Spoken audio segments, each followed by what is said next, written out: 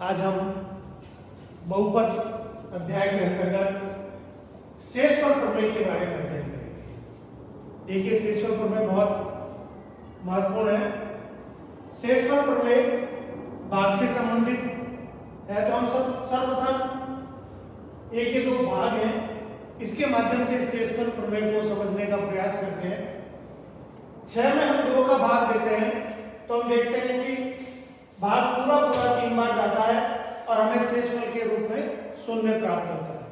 लेकिन जब हम 7 में 2 का भाग देते हैं तो भाग 3 बार जाता है और 1 हमें शेषफल के रूप में प्राप्त होता है।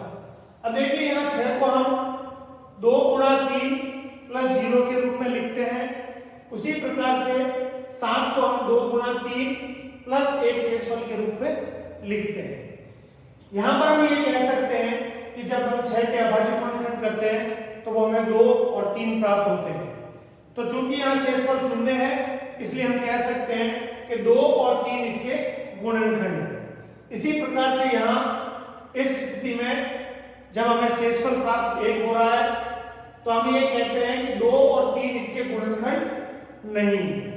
तो देखिए, हमने इसके आधार पर यह कहा कि भाज्य बराबर भाजक गुणा भागफल प्लस शेषफल, यही हमारी शेषफल प्रमेय है। जब हम इसे बीजीय पदों के रूप में आए, बीजीय राशि के लिए बात करें, तो शेषफल प्रमेय को लिखा जाता है fx बराबर qx गुणा gx प्लस rx। अर्थात हमारा जो भाज्य है वो fx होगा, हमारा जो भाजक है वो qx, हमारा जो भागफल है वो gx होगा और जो हमारा शेषफल है वो rx होगा। तो ये शेषफल प्रमेय है। अब हम एक प्रश्न के माध्यम से जो बीजीय राशियों का भाग है उस भाग को समझने का प्रयास करते हैं। बीजीय राशियों में भाग की क्रिया किस तरह से हमें करनी है, साथ ही बीजीय राशियों का भागफल और शेषफल ज्ञात करना सीखते हैं। देखिए, आपके सामने ये प्रश्न है, fx को gx से भाग देने पर भागफल व शेषफल ज्ञात कीजिए। हमें प्रश्न में fx दिया हुआ है, fx बराबर 3x cube plus x square plus 2x plus 5 और gx 1 plus 2x plus x square. हमें fx को gx से भाग देना है। तो भाग की क्रिया के लिए हमें इस बात का ये ध्यान रखना है कि जब भी हम भाग की क्रिया को करें तो हमारी जो बीजीय व्यंजक है वो x की घटती हुई घात में होना चाहिए। ये विशेष ध्यान देने की बात है। हम भाग का जो हमारा चिन्ह है उसे बनाएंगे। जिस राशि में भाग देना है अर्थात भाज्य, उसे हम यहाँ बीच में लिख देंगे 3x cube plus x square plus 2x plus 5। देखिए, x की घटती हुई घात में है 3, 2, 1 और x की घात 0। अब हम जो हमारा भाजक है जिसका हमें भाग देना है उसे यहां लिखेंगे। यहां देखिए, वह घटती घात में है या नहीं, तो x की घात 0, 1, 2 ये घटती हुई घात में नहीं है। इसे हम सही करके लिखेंगे। तो सबसे पहले हम x square plus 2x plus 1 ये हमने हमारा भाज्य और भाजक लिख दिया। यहां पुनः एक बार कि दोनों चाहे भाज्य हो चाहे भाजक हो x की घटती हुई घात में होने चाहिए।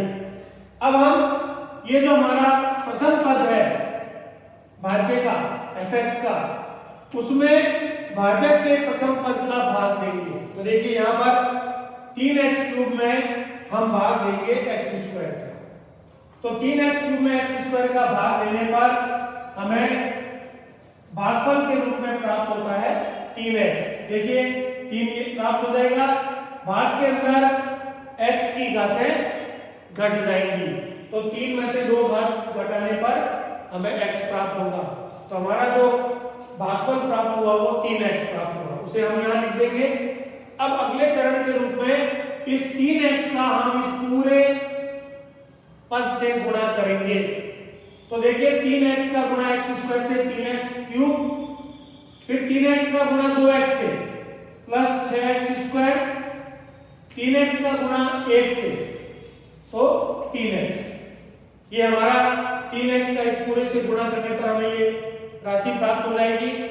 अब इसमें से इसे हम घटाएंगे तो बीजीय पदों को घटाने की जो क्रिया होती है उसमें ये जो नीचे वाला पद है इसके सभी चिन्ह बदल जाएंगे। जो राशि प्लस की है वो माइनस की और जो माइनस की है उसे प्लस की बना देंगे।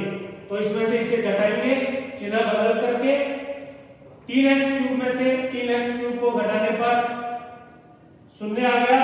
यहां देखिए प्लस का x² और माइनस के 6x², तो हमारे पास में शेष बचे माइनस के 5x², 2x प्लस के और माइनस के 3x, तो हमारे पास में माइनस का x बचा और ये जो राशि 5 है प्लस 5 ये वापस यहां लिख दी जाएगी। अब हम पुनः भाग की क्रिया को दोहराएंगे। देखिए वही बात, हर बार भाग की क्रिया को दोहराने से पहले हम ये जांच कर लें कि हमारा जो व्यंजक है वो x की घटती हुई घात में है अथवा नहीं है। तो x की घात 2 1 0 घटती हुई घात में है, वही वापस क्रिया दोहराएंगे। प्रथम पद में प्रथम पद का भाग, तो देखिए प्रथम पद हमारा -5x² है, इसमें हम इस प्रथम पद x² का भाग लेंगे तो हमें भागफल के रूप में देखिए -5 और x² में से x² कट गया। यही हम ये भी कह सकते हैं कि x की घात 2 में से 2 घात घट गई, तो हमें भागफल के रूप में प्राप्त हो रहा है -5। इसे हम यहां लिख देंगे। अगला चरण वापस वही रहेगा, हम इस -5 का इस पूरे से गुणा करेंगे। जो हमारा भाजक है उससे इस -5 का गुणा किया जाएगा, तो -5 को गुणा x² पर करने पर -5x², -5 का गुणा 2x से तो -10x, -5 का गुणा +1 से -5। ये हमारा गुणनफल हमें प्राप्त हो गया, उसे हमने यहाँ लिख दिया। अब वही चरण वापस दोहराएंगे, इस पद में से इस पद को घटाएंगे। तो घटाने के लिए सभी चिन्ह बदल देंगे।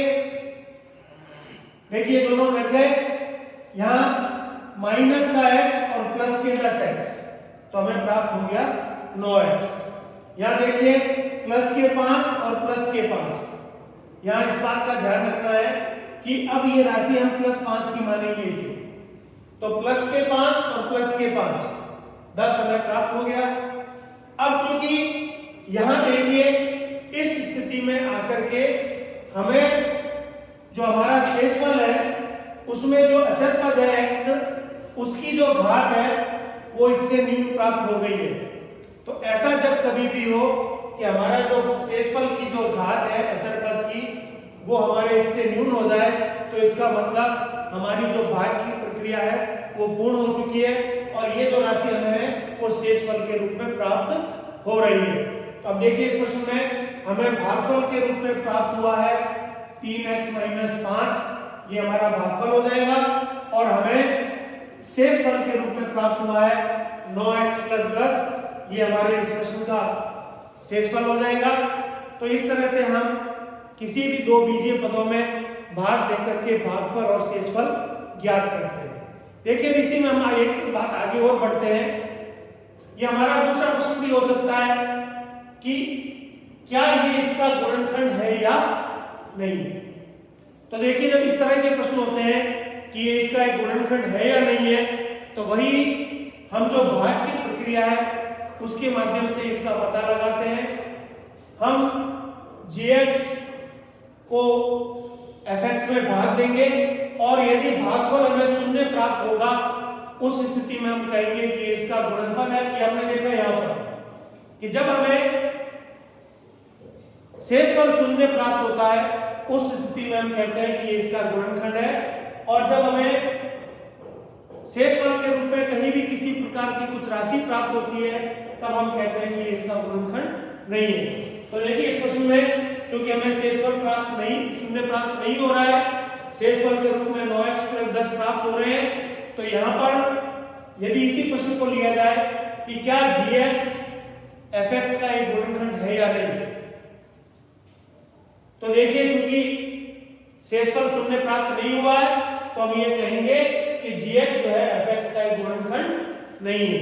तो आज हमने शेषफल प्रमेय के बारे में कुछ सीखने का प्रयास किया। धन्यवाद।